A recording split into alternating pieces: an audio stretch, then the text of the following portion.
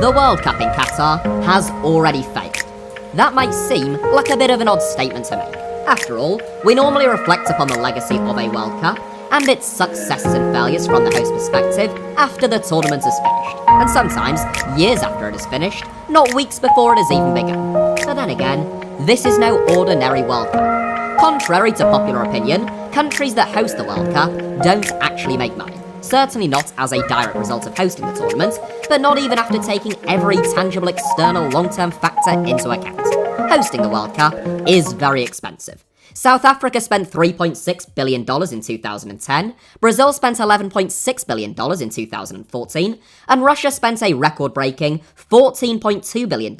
in the most expensive World Cup to date in 2018. None of those countries recouped that investment or even came remotely close. And that is unsurprising given that FIFA retains all ticket, merchandise, goods, media and television rights for the World Cup, so host nations receive none of that revenue, and not just that, FIFA also insists, as part of the World Cup bidding process, that all of the proceeds that they generate through the sales of tickets, merchandise, television rights and everything else remain entirely tax-free, meaning that the host nation not only doesn't get a share of that revenue, they don't even collect any tax receipts. No wonder FIFA wants a World Cup every 2 years. The World Cup in Qatar is estimated to have cost the hosts around $220 billion for all stadium, transport and related infrastructure projects, so this World Cup was always going to lose money and a heck of a lot of it. But that was never the metric by which the success or failure of this tournament would be measured. Success for Qatar at this World Cup would be laundering the state and its regime's reputation, increasing foreign investment into the country, creating an image in people's minds of Qatar as being a modern, forward-thinking country, and raising the nation's profile as a desirable tourist destination long-term. It is all part of Qatar's aim, like so many of its neighbouring countries, to diversify their economies away from oil long-term, legitimise their undemocratic, authoritarian, and often tyrannical regimes, and to extend their soft power and solidify their power base, particularly within the region. It's not dissimilar to Russia's motives for hosting the World Cup 4 years ago, just on steroids. But whilst Russia was very successful in achieving those aims at the World Cup, there is good reason to believe that Qatar has already failed, and all that remains to be seen is the extent to which this World Cup is an unmitigated disaster. It is not unusual for World Cups to be controversial. Japan and South Korea were considered to be contentious hosts in 2002 because the time difference meant that games would be played in the morning for European fans, disrupting the working day of FIFA's most profitable viewers. Germany's winning bid in 2006 was so controversial that it forced FIFA to change the way in which the bidding process worked, as Germany beat South Africa by 12 votes to 11 in the final round, after New Zealand FIFA executive member Charlie Dempsey abstained at the last minute, despite having been instructed by the Oceania Football Confederation to vote for South Africa, which would have tied the votes at 12-all. Dempsey said that he abstained because of intolerable pressure from both the German and South African bidding teams and attempted bribes, stepping down months after the vote. Meanwhile, 3 German officials and 1 FIFA official were later charged with fraud for their roles in the bidding process. Thankfully, because of the changes in practice that were implemented by FIFA because of that scandal, in the 16 years since, there haven't been any controversial World Cup hosts. Nah, I'm just kidding. FIFA executive Chuck Blazer admitted that he and others on the FIFA executive committee had accepted bribes in relation to South Africa's successful bid to host the 2010 World Cup in 2004, and there were even reports that Morocco had actually received more bids than South Africa, but that South Africa had still been chosen as host regardless. Meanwhile, the host nation themselves were accused of displacing people, mostly impoverished and homeless people or refugees, to make space for fan parks, infrastructure projects, and to try and reduce crime. The 2014 World Cup in Brazil was so controversial that it prompted mass protests across the country in 2013 and 2014 before the tournament had even begun, with riots and civil arrest in several Brazilian cities. The controversy revolved largely around the amount of public spending and national debt that the government was spending on the tournament, which many felt would have been better spent elsewhere in a country where poverty remains rife. The Wikipedia article entitled List of 2014 FIFA World Cup Controversies is a fairly lengthy read, and it includes subheadings such as protests, monorail collapse, and bridge collapse. Yeah, that is rarely a good sign. I don't think I need to get into the controversy surrounding the 2018 World Cup in Russia. That would constitute an entire video in of itself. The point being here, there has never been a squeaky clean FIFA World Cup. Whether it is the bidding process, the safety of workers, or the actual practicalities of the tournament itself, there are always issues. The difference with the 2022 World Cup is that there are only issues, scandals, and controversy, and virtually no benefits. The kickoff times in South Korea and Japan, and the distance between the two countries at the first World Cup to have more than a single host nation, may have been controversial. But it was also the first World Cup to be held in Asia by two mature democracies where football was enjoying rapid expansion and both had half-decent teams and football pedigree. Germany's winning bid may have been a little bit suspect, but the country itself couldn't be much better prepared to host the World Cup in terms of the football culture, stadiums, and transport links. And despite being the second most successful nation in the history of the competition, Germany had never previously hosted the World Cup. South Africa was the first World Cup in Africa, in a football-mad nation that benefited enormously from related infrastructure projects. The nation of Brazil is as suitable as a World Cup host as it is imaginable to be, and even Russia is a country with immense football heritage. It is literally the biggest country in the entire world, and it had never hosted a World Cup, either as Russia or as part of the USSR, nor had any country from the former Soviet bloc. That is why, when Russia and Qatar were announced jointly as host countries for the 2018 and 2022 World Cups back in December 2010, there was a bit less scrutiny around Russia's undoubtedly questionable winning bid, because everything about Qatar's winning bid was quite so ludicrous. Qatar is a tiny country, by far the smallest ever to have hosted the World Cup, smaller than Albania and Lithuania in terms of population, and smaller than Vanuatu, Northern Ireland, and even the Falkland Islands by landmass. Qatar has next to no football heritage, never having qualified for the World Cup, and they ranked outside of the top 100 of the FIFA World Rankings, and had only once got out of the group stage of even the Asian Cup when they were selected as host nation in 2010. The country had virtually no football infrastructure, with just one notable football stadium, the Khalifa International Stadium, which had a capacity of just 20,000 in 2010, and they had even less ability to accommodate or move around the more than 1 million football fans that typically descend upon a host nation when they hold the FIFA World Cup. Qatar welcomed fewer than 600,000 international tourists in 2020, and even fewer when they won their bid to host the World Cup in 2010, which is fewer than countries like Iraq, Libya, and Malawi. It's fewer even than Malta, which is a tiny archipelago with a population of around 500,000 people. These are just the practical hurdles to Qatar hosting the World Cup, along with the tremendous heat there in the summer, which forced the tournament to be moved to the winter despite Qatar claiming that they could host it in the summer, which was a lie, let alone the fact that it was rapidly shown to have been the most corrupt bidding process in the entire history of an organisation that is quite famous for ludicrously corrupt bidding processes. Qatar itself is a repressive, authoritarian, monarchical dictatorship where the rights of women, LGBT people, and migrant workers, predominantly from South Asian countries, are frequently abused, abuses that are often enshrined in law. And to add the icing to the utterly absurd World Cup host cake, it would be those migrant workers who would build the stadiums, related infrastructure projects, and necessary roads and metro lines to transport and accommodate the fans that Qatar was utterly ill-equipped to deal with in the first place. Consequently, this is a World Cup, and was always going to be a World Cup, built on the backs of people who were, at best, brutally exploited, could most accurately be described as indentured servants, and who in some cases could quite reasonably be described as modern-day slaves, many of whom have since died as a result of heat exhaustion, malnutrition, and squalid living conditions. We know that between 2010 and 2021, as reported by The Guardian, at least 6,500 migrant workers died in Qatar, the vast majority of them previously fit and healthy working-age men. Not all of the 6,500 dead were working on World Cup-related projects, but that figure is also taken only from the official death certificates of migrant workers from 5 Southeast Asian countries, meaning that the real number is likely to be significantly higher. The only arguable, redeeming feature of Qatar as World Cup hosts is that they are the first country in Western Asia to host the World Cup, and the first predominantly Muslim nation or Arab world nation to do so, which really would seem to be clutching at straws to me, but it would be remiss of me not to at least mention it. The gamble that Qatar, and indeed FIFA, took was that whilst there would inevitably be some anger, confusion, inquest, and investigation around Qatar's bizarre selection as World Cup hosts, once the football started, everyone would focus on that and forget about everything else. It is a gamble which paid off in Russia, where initial criticism and skepticism largely subsided once the tournament began, fan trouble was kept to a minimum, and everything went fairly smoothly, at least from an operational standpoint.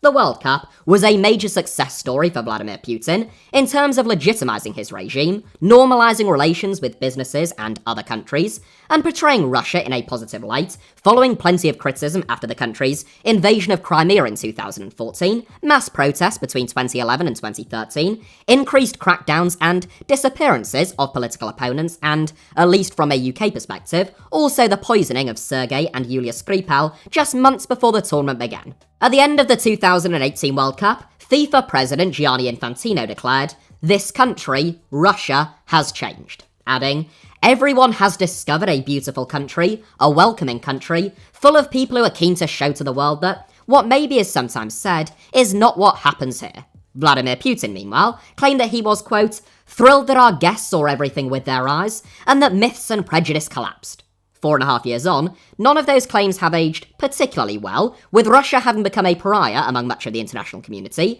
and even having been banned by both UEFA and FIFA themselves after significantly escalating their invasion of Ukraine earlier on this year. Nonetheless, Infantino and Putin's bluster was reflective of a World Cup that had accomplished its primary goal. It hadn't made any money, of course. Most of the stadiums are now half or three-quarters empty, and there is little evidence that it left any significant footballing legacy in terms of the game in Russia. But it did sanitize the Putin regime, briefly. It projected the image that the Kremlin wanted both abroad and, even more significantly, back at home to Russia's own citizens. And the $14 billion of investment, whilst never recouped, did create a significant number of jobs and economic activity in Russia. That last point is one minor but very obvious distinction between not just Russia and Qatar hosting the World Cup, but actually Qatar in comparison to every previous World Cup host. The majority of jobs created by hosting the World Cup are in the construction and hospitality sectors, and the World Cup in Qatar has created more jobs, estimated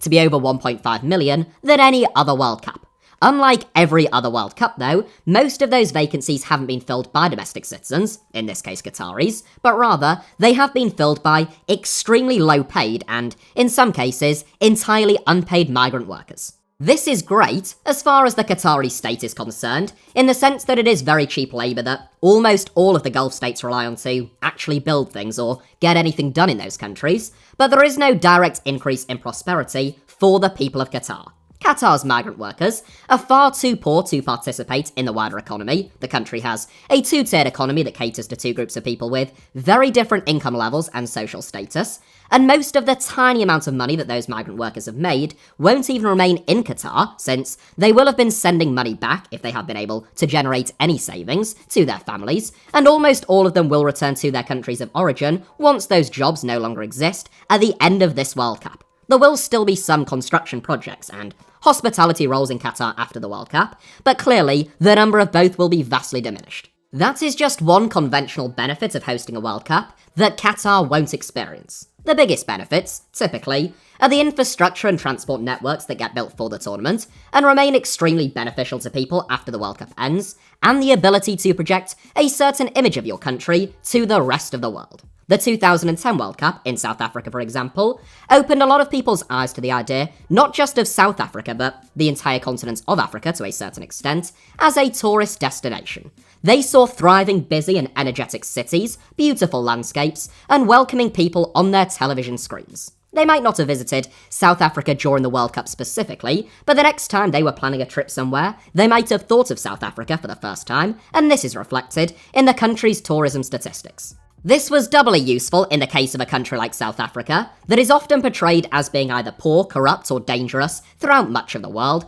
and still struggles with a legacy of apartheid. So the World Cup gave South Africa the opportunity to seize their own narrative and present the country directly to billions of people in a more positive light, which is something that they did relatively effectively, only partially undermined by how irritating most people found the constant hum of the vuvuzela. It is considerably less useful to a country like France, which is already the most visited country on Earth and already has a reputation for incredible wine, food, scenery and landmarks, sunny beaches in the south and the city of love in the north, and so on and so forth. and France actually saw a decline in the total number of tourists that visited the country whilst the World Cup was on in the summer of 1998, despite the influx of football fans, with some non-football fan tourists put off by the higher prices, traffic jams, and the prospect of hooliganism. It is worth caveating that with the fact that countries like France and Germany, where there is less benefit image-wise when it comes to hosting the World Cup, are already much better equipped to host a major football tournament without the need for enormous investment, and whatever investment is required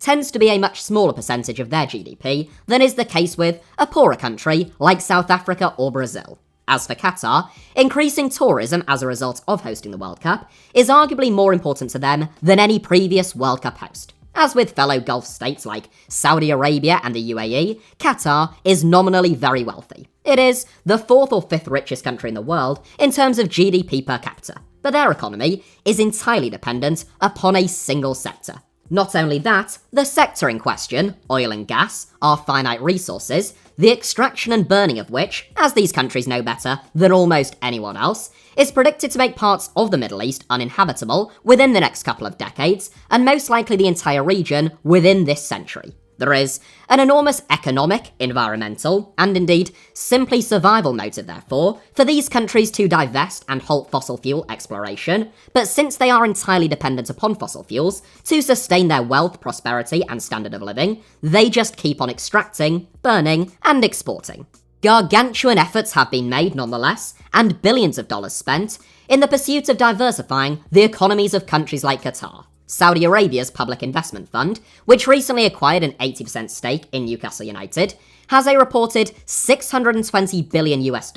in overseas assets under management for just that reason. But despite the Saudi Vision 2030 strategic framework that was first outlined in 2016 to diversify Saudi Arabia's economy away from oil and into the health, education, infrastructure, recreation, and tourism sectors, as of 2021, Saudi Arabia was still dependent upon oil exports to account for 75% of their national budget. Every Gulf state has one of these programs, and Qatar is no exception. All of their World Cup spending, estimated to be around $220 billion,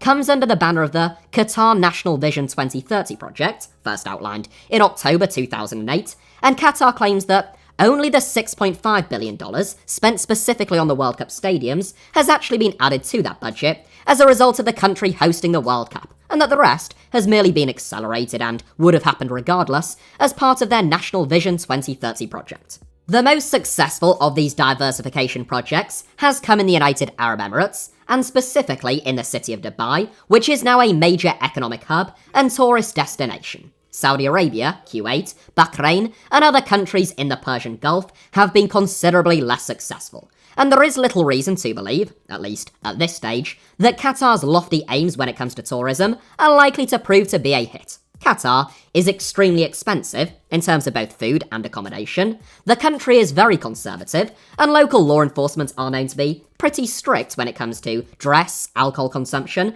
public displays of affection, and same-sex relationships. Now, I am not saying that you shouldn't visit Qatar, and I'm sure it is full of fantastic people, beaches, and architecture, but in a recent minute-long marketing campaign led by Qatar's tourist board in conjunction with David Beckham, Golden Ball stated that Qatar had one of the best spice markets that he had ever been to, and ended the video with the claim that it, quote, really is an incredible place to spend a few days on a stopover.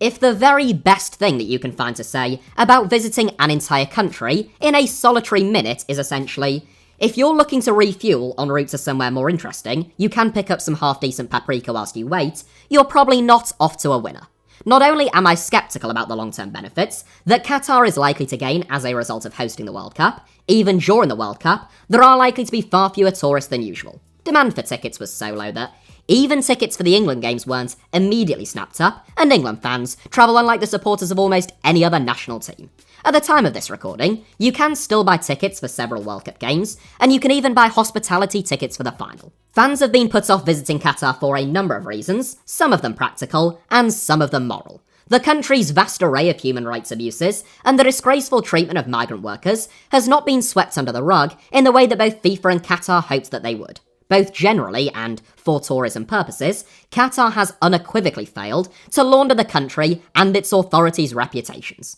People across much of the world are more inquisitive and informed than ever before. Players have taken a stand and are planning further gestures, we are led to believe, and FIFA even had to intervene recently to discourage critics. The statement, written by FIFA president Gianni Infantino, was a total car crash from start to finish. One of the great strengths of the world is indeed its very diversity, and if inclusion means anything, it means having respect for that diversity. No one people or culture or nation is better than any other. This is typical FIFA hand-washing and deception, trying to tie up perfectly legitimate criticism with bigotry and xenophobia. Whilst no one people are indeed innately better than any other, quite obviously, that doesn't mean that some governments and regimes aren't worse than others. ISIS are bad not because of the innate physical characteristics of their members or leadership, but because of the things that they believe and the acts that they carry out. Nazi Germany was bad, not because the Nazis were white or because Hitler had a dodgy tash, but because of all the fascism, death camps and genocide that came as a direct consequence of Nazi rhetoric and ideology. In a recent video that I made about which politics are allowed in football and which aren't, I commented that I didn't expect FIFA to push back or condemn criticism of Qatar because the Streisand effect is well known at this stage, and doing so would not only push controversies around the World Cup even higher up the news agenda, it also risks creating a game of chicken and escalation whereby if FIFA sought to punish teams or players for making statements or gestures about Qatar, those teams would take even more evasive action, more elaborate protests, and could even threaten to boycott if the organisation isn't careful. It turns out that FIFA and Infantino are much less intelligent than I initially gave them credit for, and not only have they pushed back, they have done so in the most dreadfully written and ill-thought-out statement imaginable. It's for that reason that I don't think that the public will forget about the issues in Qatar at this World Cup, even when the football starts, like they did in Russia. Qatar has not been able to cultivate an image of itself as a modern, progressive and forward-thinking country, but, quite literally, has just strengthened people's beliefs that it is borderline medieval in some regards, extremely regressive, and is guilty of mass human rights abuses. Even people who aren't particularly politically engaged and don't follow the news all that much are at least partially aware of the controversy surrounding this World Cup and have a negative perception of it. There is undoubtedly, not just because of all the reasons that I've just stated, but also the timing, far less enthusiasm around this World Cup than any other in living memory throughout much of the world. And whilst I don't think that all that many people will boycott it entirely and refuse to watch any of the games, I do think that it is unlikely that their view of Qatar will have been radically changed, that doing business with the Qatari state will be deemed any more palatable to most people, or that many more people will be planning a holiday there as a result of this World Cup. Of course, even if Qatar didn't experience any uptick in tourism, they would still have the infrastructure and transport networks that were built for the World Cup. Except, even that doesn't quite apply to Qatar. The stadiums will be pointless after the World Cup, some will be dismantled, others will be repurposed, and the rest will be left as enormous empty white elephants with no occupants or purpose. The major infrastructure and transport links, like metro stations and new lines, have been built primarily to serve those stadiums and football fans at the World Cup. Talk to anyone who is actually in Qatar or who has been there, and they will tell you that many of those stations and lines are like ghost towns even now, and that there is no need for them other than the World Cup. It is of course possible that that could change, but there is little evidence or suggestion that it will. If anyone thinks that it is far too early to predict that a World Cup is going to be a failure, I would remind them of the 1978 World Cup in Argentina, which was considered illegitimate, shrouded in controversy, and deeply corrupt before a ball had even been kicked, given that Argentina had been subject to a coup in 1976, after which the country became a dictatorship led by a right-wing military junta. Almost half a century on, the 1978 World Cup is still considered by many to have been illegitimate, shrouded in controversy, and deeply corrupt. And I think that the same will be true, to an even greater extent, of the World Cup in Qatar in years to come. There is also the possibility that problems relating particularly to accommodation and logistical issues actually further damage the Qatari brand, if you like, and could be a source of great humiliation, given that this is a World Cup which had a virtually limitless budget and the use of either low-paid or, in some cases, entirely unpaid labour. This was the one area where Qatar wasn't supposed to have any issues. Yet, just weeks away from the tournament kicking off, whilst the stadiums themselves look fantastic, we are seeing images of unfinished hotels, frankly dangerous fan parks, and accommodation, costing $207 a night, might I add, that currently looks like this. I can see absolutely no problems with having thousands of football fans, all supporting different national teams, in one of the few designated sites in Qatar where you can actually drink alcohol, being crammed in all together in several hundred shipping containers in the middle of a desert. This is the stuff that I wouldn't feel confident making any predictions about, because they should be fixed or ironed out, and Qatar has the resources to do that. But, at least from afar, and from what some of those on the ground are saying as well, this is hardly reassuring. It sure would be a shame if this massively expensive and deeply shameful propaganda exercise ended up being a humiliating farce. Right, I am going to end there because this video is already very long, and I'm sure that this isn't the last time that I'll be talking about Qatar and the World Cup on this channel. So all of the other things that I wanted to say, I'm sure I'll find a way of shoehorning them in somewhere else.